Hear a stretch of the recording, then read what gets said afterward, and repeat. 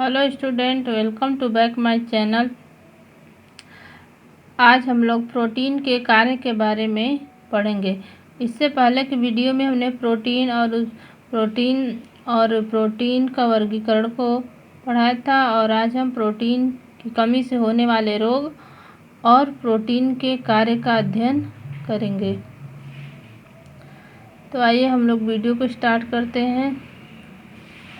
Protein की कमी से दो प्रकार के रोग होते हैं, एक क्वाशियोरकर और एक मरास्मस।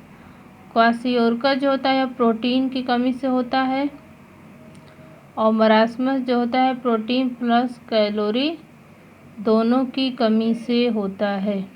क्वाशियोरकर सिर्फ प्रोटीन की कमी से होने वाला रोग होता है और यह पहले बच्चे को दूसरे बच्चे के आने के बाद होता है। क्वाशियोरकर रोग की जो खोज हुई थी वह 1935 में सिसिली विलियम ने की थी। इसमें बच्चे के जो पेट होता है आगे निकल जाता है। क्वाशियोरकर अफ्रीकन शब्द है जिसका अर्थ होता है जो पहले बच्चे को दूसरे बच्चे के जन्म के बाद होता है।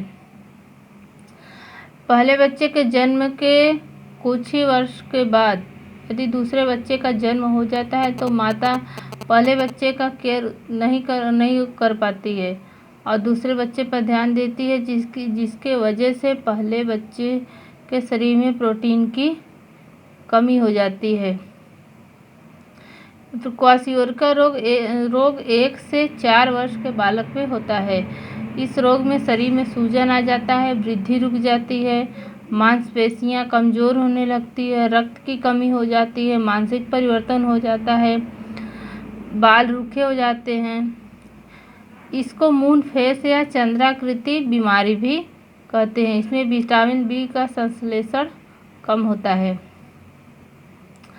होठ के किनारे भी फट जाते हैं। यह क्वाशियोरकर रोग से यहाँ से भी क्वेश्चन इस प्रकार से बनते हैं। जैसे क्वेश्चन आता है कि क्वाशियोरकर रोग किसकी कमी से होने वाला रोग है, तो यह प्रोटीन की कमी से होने वाला रोग है। और यह भी क्वेश्चन यहाँ से आता है कि क्वाशियोरकर रोग कितने वर्ष के बच्चों में होता है, तो यह 1 से 4 वर्ष के बालक में होता है। या इस तरीके से भी क्वेश्चन आता है कि चंद्राकृति बीमारी किस रोग में होता है, तो क्वाशियोरकर रोग में। या चंद्राकृति या मून फेस बीमारी किस पोषक तत्व की कमी से होता है, तो यह प्रोटीन की कमी से होता है। अगला बीमारी है सूखा रोग, मरास्मस। मरास्मस जो रोग होता है यह प्रोटीन और कैलोरी दोनों की कमी से होने वाला रोग होता है। यह बीमारी 6 माह से स्टार्ट होता है 4 वर्ष तक के बच्चों में, 6 माह से 4 वर्ष तक के बच्चों में होता है। इसे पेम भी कहते हैं। पेम का अर्थ होता है प्रोटीन एनर्जी माल न्यूट्रिशन। पेम का फुल फॉर्म है प्रोटीन एनर्जी माल न्यूट्रिशन, तब प्रोटीन ऊर्जा की कमी से होने वाला रोग। इस रोग में भी शरीर की वृद्धि और विकास रुक जाता है। तंतुओं का पुनर्निर्माण एवं मरम्मत हेतु प्रोटीन की कमी हो जाती है तो तंतुओं का निर्माण भी नहीं होता है, शरीर की टूट फूट की मरम्मत भी नहीं होती है, शरीर की विभिन्न जो आंतरिक क्रियाएं होती हैं उनका नियमन भी नहीं।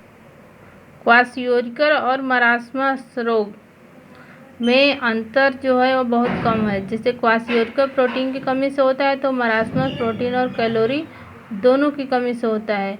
दोनों के रोग में मुख्य अंतर इस प्रकार है। जैसे मरास्मस में सूजन बिल्कुल भी नहीं होती है लेकिन क्वाशियोरकर में सूजन होती है। मरास्मस में वजन अत्यंत कम हो जाता है लेकिन क्वाशियोरकर में जो शरीर हो फूला फूला सा जैसे लगता है कि बच्चा तंदुरुस्त है, लेकिन इसमें वजन अत्यंत कम हो जाती है। शिशु अधिक उम्र का दिखाई देने लगता है। त्वचा के नीचे वसा की जो मात्रा होती है नहीं के बराबर होती है, तब कि त्वचा के नीचे वसा की मात्रा बिल्कुल भी नहीं होती है। शरीर में हड्डियों की संख्या ज़्यादा दिखाई देने लगती है, मतलब बच्चा बिल्कुल ही कमज़ोर हो जाता है। त्वचा रूखी बेजान हो जाती है, मांसपेशियों का क्षय अत्यधिक होने लगता है, हाथ पैर दुबले होने लगते हैं, त्वचा अस्थियों से चिपकी हुई दिखाई देती है। कहने का मतलब है अस्थियां ज़्यादा दिखाई देती हैं, त्वचा कम दिखाई देती हैं, पेट बाहर की तरफ निकल जाता है इस रोग में। इसके बाद हम लोग देखेंगे प्रोटीन के कार्य शरीर की वृद्धि एवं विकास के लिए। तो प्रोटीन का मुख्य कार्य होता है शरीर की वृद्धि और विकास करना, और इसका गौण कार्य या अतिरिक्त कार्य होता है ऊर्जा निर्माण करना। तो शरीर में कोशिकाओं का निर्माण करना, ऊतकों का निर्माण करना, रक्त का निर्माण करना, यकृत का निर्माण करना, एंजाइम का निर्माण करना, ये सब प्रोटीन के कारण ही होता है। नेक्स्ट है तंतुओं का पुनः निर्माण एवं मरम्मत करना। तो प्रोटीन तंतुओं का निर्माण भी करता है और शरीर से रोगों की रक्षा भी करता है। जहाँ टूट फूट होती है वहाँ निर्माण भी करता है, नई कोशिका का निर्माण भी करता है, और शरीर की आंतरिक क्रियाओं के नियमन और नियंत्रण के लिए भी प्रोटीन आवश्यक है। प्रोटीन अम्ल क्षार की मात्रा को भी नियमित करने में सहायक होता है। हार्मोन्स के निर्माण के लिए प्रोटीन आवश्यक होता है। हार्मोन्स हमारे शरीर में विभिन्न क्रियाओं का संचालन भी करते हैं, जैसे इंसुलिन हार्मोन्स हो गया, तो यह ग्लूकोज को ग्लाइकोजन में बदलता है और ग्लाइकोजन यकृत और मांसपेशियों में संग्रहित हो जाता है। यह हार्मोन्स बनते कहीं और हैं लेकिन कार्य कहीं और करते हैं। ये नलिका विहीन ग्रंथियों से बहते हैं, मतलब इनके लिए नलिका की आवश्यकता नहीं होती है। ये रक्त के माध्यम से शरीर से एक जगह से दूसरे जगह जाते हैं और इनका जो निर्माण होता है वह प्रोटीन ही करता है। सारे एंजाइम प्रोटीन से बने होते हैं, लेकिन सभी एंजाइम प्रोटीन होते हैं, लेकिन प्रोटीन के लिए एंजाइम नहीं। कहने का मतलब है सारे एंजाइम प्रोटीन से बने होते हैं, लेकिन सभी प्रोटीन एंजाइम से नहीं बने होते हैं। एंटीबॉडीज का भी निर्माण करता है, जो संतुलन को बनाए रखने में आवश्यक होता है। मांसपेशियों के संतुलन में एक्टिन और मायोसिन प्रोटीन मांसपेशियों में पाई जाती हैं और इनके निर्माण के लिए प्रोटीन आवश्यक होता है।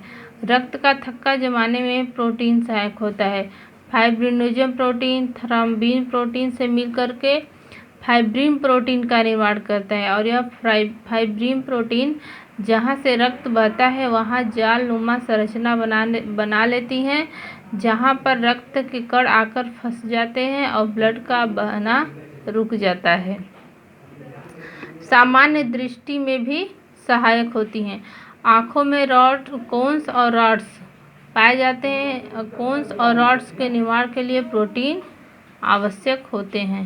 कोन्स और रॉड्स जो है रॉड्स की वजह से ही हमें दिखाई देता है, कभी अंधेरों में भी दिखाई देता है और उजालों में भी।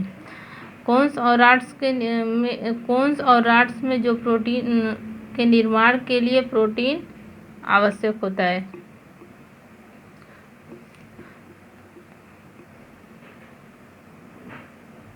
कोन्स में ऑप्सिन प्रोटीन पाई जाती है और रॉड्स में रोडोप्सिन प्रोटीन पाई जाती है। स्थानांतरण प्रोटीन के रूप में प्रोटीन का जो कार्य है वह स्थानांतरण प्रोटीन के रूप में भी है। जैसे लाइपोप्रोटीन यह रक्त में पाई जाती है।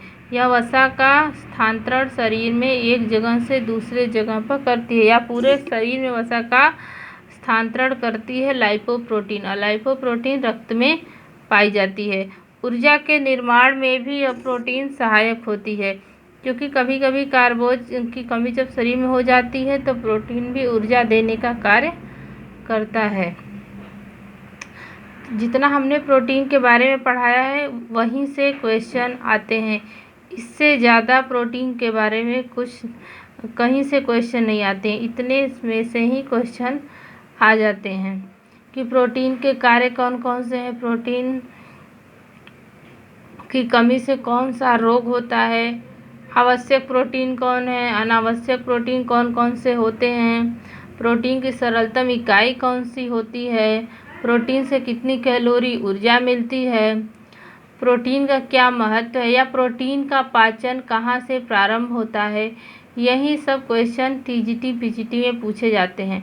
प्रोटीन से इससे ज़्यादा क्वेश्चन नहीं बनते हैं। जैसे प्रोटीन का पाचन हो गया तो प्रोटीन का पाचन आमाशय से प्रारंभ होता है, मुंह से प्रोटीन का पाचन प्रारंभ नहीं होता है।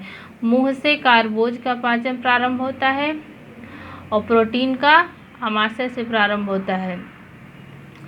कार्बोज का जो पाचन होता है वह आमाशय में नहीं होता है। वसा का पाचन आमाशय से प्रारंभ होता है, मुंह से प्रारंभ नहीं होता है। तो यहाँ से भी क्वेश्चन बन जाते हैं कि प्रोटीन को पचाने वाले एंजाइम का क्या नाम है, तो रेनिन एंजाइम, ट्रिप्सिन एंजाइम हो गया। वसा को पचाने वाले एंजाइम लाइपेज, कार्बोज को पचाने वाले एंजाइम तो एमाइलेज होता है। टाइलिन भी कार्बोज का पाचन करती है, स्टार्च को डेक्सट्रोज में बदल देती है टाइलिन एंजाइम, जो कि मुंह में पाई जाती है, मुंह में लार में पाई जाती है। लेकिन यहाँ पर जो कार्बोज का पाचन होता है मुंह में, और बहुत थोड़ी देर के लिए या बहुत कम मात्रा में होता है, क्योंकि यहाँ पर भोजन भी तो बहुत थोड़ी देर के लिए रुकते हैं। फिर उसके बाद कार्बोज का पाचन छोटी आंत में ही होता है, आमाशय में नहीं होता है। सो आज प्रोटीन का चैप्टर पूरा ख़त्म हो गया, थ्योरी पार्ट। इसके आगे हम वसा को प्रारंभ करेंगे कल की वीडियो में। Thank you for this watching.